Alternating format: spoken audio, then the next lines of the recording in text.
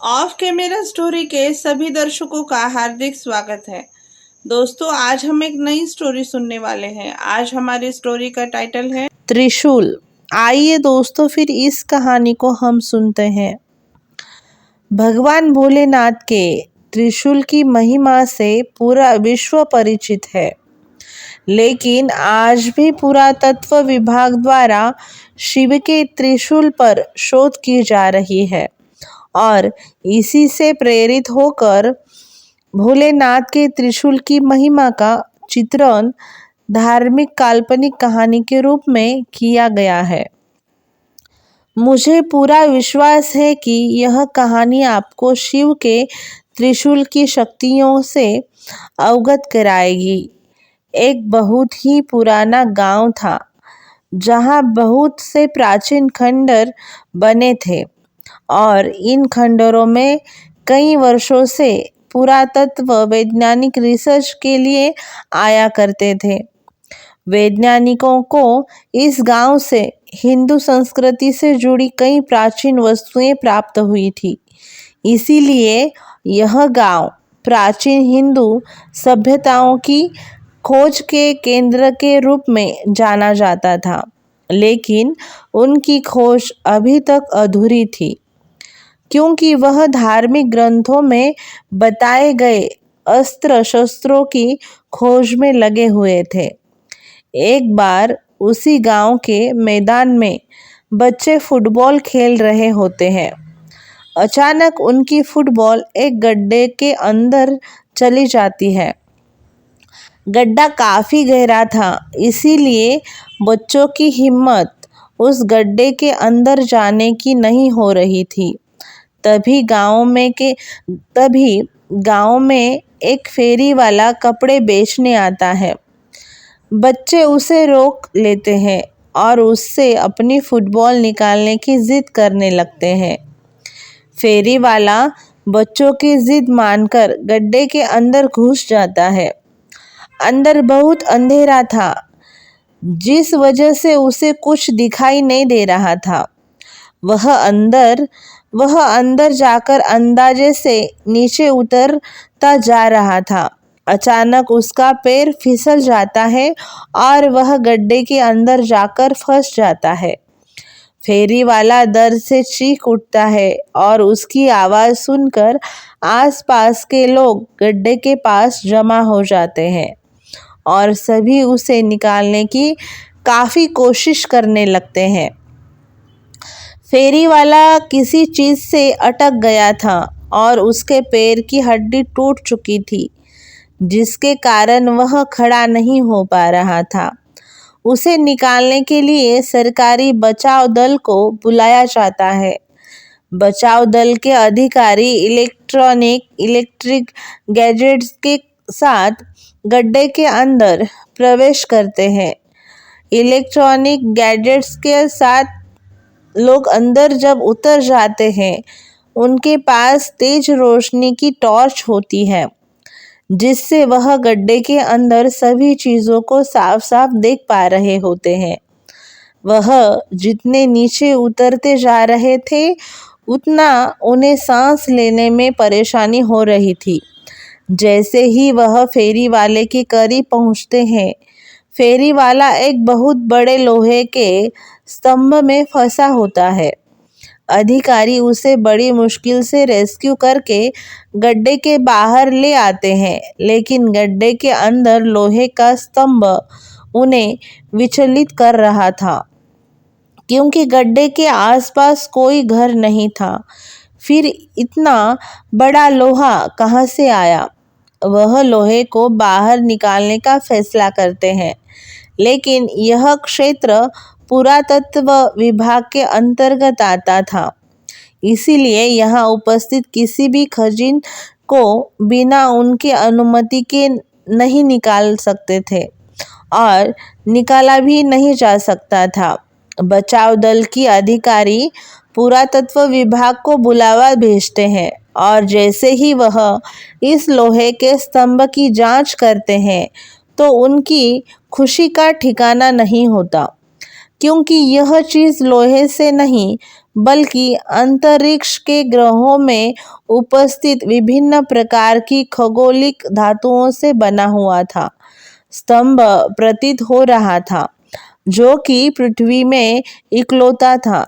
उस धातु के गहन अध्ययन से उन्हें इस बात का एहसास हो चुका था कि यह जरूर हिंदू संस्कृति से संबंधित कोई विशाल अस्त्र हो सकता है। स्तंभ का आकार बहुत विशाल था, जिसे निकालने के लिए बड़ी बड़ी मशीनें लगाई जाती है और स्तंभ को निकालने की जद्दोजहद शुरू हो जाती है। उसे गड्ढे के आसपास हजारों की तादाद में लोग जमा हो जाते हैं। सभी उत्साहित होते हैं, सभी लोग आनंदित होते हैं और गड्ढे की तरफ देख रहे थे। खजीन विभाग के अधिकारी पूरी मशक्कत के साथ स्तंभ को निकालने में लगे होते हैं। खुदाई करते करते करीबन 40 घंटे गुजर जाते हैं। अचानक स्तंभ का आखिरी छोर इनके हाथ लग जाता है और जैसे ही हाइड्रोलिक मशीन की सहायता से स्तंभ को बाहर खींचा जाता है, वहां उपस्थित लोग जय भोलेनाथ के नारे लगाने लगते हैं, क्योंकि यह स्तंभ भोलेनाथ के त्रिशूल की तरह प्रतीत हो रहा था, जिसकी पुष्टि पुरातत्व वैज्ञानिकों के द्वारा की जाती है। वैज्ञानिकों के हाथ में बहुत बड़ी सफलता लगती है, क्योंकि वह हिंदू संस्कृति के प्रतीकों का शोध कई वर्षों से कर रहे थे और उन्हें आज तक इतना बड़ा जीता जागता उदाहरण नहीं मिलता था और नहीं मिला भी था। लेकिन आज उनकी यह खोज पूरी हो चुकी थी। त्रिशूल को अनुसंधान केंद्र में ले जाया जाता है। त्रिशूल मिलने की खोज से और खबर से पूरे विश्व में जिज्ञासा पैदा हो चुकी थी। सभी जानना चाहते थे कि त्रिशूल वाकई में भोलेनाथ का है या यह कोई सामान्य ढांचा है। त्रिशूल की रिसर्च करने के लिए कई देशों से वैज्ञानिकों को आमंत्रित किया जाता है। सभी अपने अपने स्तर से त्रिशूल की कई पैमानों में जांच करते हैं और जब फाइनली रिपोर्ट आ जाती है तो वैज्ञानिकों में खुशी की लहर दौड़ पड़ती है, क्योंकि यह हजारों वर्ष पुराना भोलेनाथ का ही त्रिशूल लग रहा था। क्योंकि इससे जुड़ी जानकारियां इस बात को प्रमाणित कर रही थी कि यह पृथ्वी में उपस्थित किसी भी धातु से नहीं बना था, बल्कि अंतरिक्ष में उपस्थित विभिन्न प्रकार की चट्टानों के मिश्रण से इनका निर्माण हुआ था, जो कि अपने आप में अद्भुत, अकल्पनीय था। वैज्ञानिक त्रिशूल मिलने की खुशियां मना रहे थे। अचानक प्राकृतिक वातावरण में बदलाव लगने लगता है। गर्मी के मौसम में चारों तरफ जोरदार बारिश प्रारंभ हो जाती है। मौसम विभाग की जानकारी के अनुसार वर्षा अनिश्चित कारणों की वजह से प्रारंभ हुई थी, जिसके बारे में मौसम विभाग को कोई जानकारी नहीं लग रही थी। और तो और सैटेलाइट से भी बारिश से संबंधित कोई संकेत प्राप्त नहीं हो पा रहे थे। वैज्ञानिकों को उनके मन में उथल-पुथल मच चुकी थी, क्योंकि ऐसा पहली बार हुआ था कि प्राकृतिक घटनाओं का अवलोकन करने में उन्हें परेशानी हो रही थी। उन्हें वैज्ञानिकों को एक ऐसे भारतीय वैज्ञानिक भी थे जो धार्मिक ग्रंथों की जानकारी रखते थे। तभी उन्हें अंदेशा होता है कि शायद इस त्रिशूल की वजह से मौसम का परिवर्तन हुआ है। वह सभी से कहते हैं, कहीं ऐसा तो नहीं कि यह त्रिशूल जिस जगह पर उपस्थित था उसी जगह से प्राकृतिक संतुलन बना हुआ था और हमने त्रिशूल को उसकी जगह से हटाकर इस संतुलन को बिगाड़ दिया हो। भारतीय वैज्ञानिक की वजह से त्रिशूल के बारे में बहुत सी जानकारियां इकट्ठी की जा रही थी और सब जानकारियां इकट्ठा हुई थी। इसीलिए सभी वैज्ञानिक इनकी इस बात को गंभीरता से लेते हैं और त्रिशूल को वापस उसी जगह ले जाने का फैसला करते हैं जहां से वह इसे निकाल कर लाए थे और दोबारा मशीनों की मदद से त्रिशूल को उठाने का प्रयास किया जाता है, लेकिन त्रिशूल का वजन बढ़ चुका था और बड़ी बड़ी मशीनों से भी त्रिशूल को हिला पाना असंभव था और संभव नहीं हो पा रहा था। वैज्ञानिक चिंतित हो जाते हैं। उन्हें कुछ समझ में नहीं आ रहा था कि आखिरकार क्या हो रहा है, क्योंकि यह त्रिशूल इन्हीं मशीनों की मदद से लाया गया था और अब यह हिलने का नाम ही नहीं ले रहा है।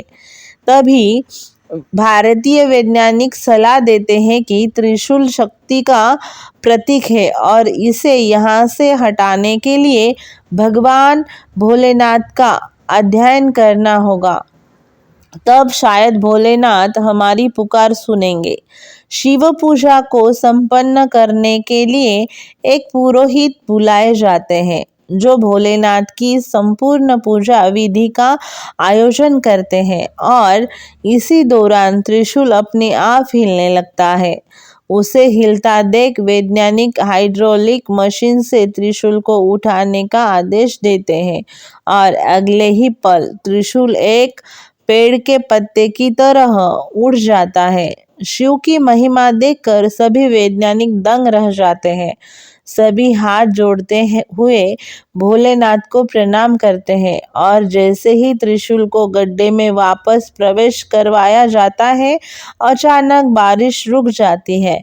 वैज्ञानिक अब समझ चुके थे कि हमें भी प्राकृतिक चीज़ों को बिना उनका स्थान परिवर्तन किए ही शोध करना होगा, अन्यथा इस पृथ्वी का अस्तित्व ही नहीं रहेगा। और इसी के साथ शिव के रहस्यमय त्रिशूल का किस्सा खत्म हो जाता है।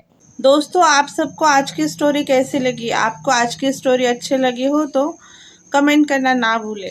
दोस्तों, आप हमारे चैनल पर नए हो तो हमारा चैनल सब्सक्राइब करें, लाइक करें और ये कहानी अपने दोस्तों के साथ शेयर करना ना भूलें। दोस्तों, कल मिलते हैं एक नई कहानी में। तब तक के लिए बाय दोस्तों, अपना ज़रूर ख्याल रखना।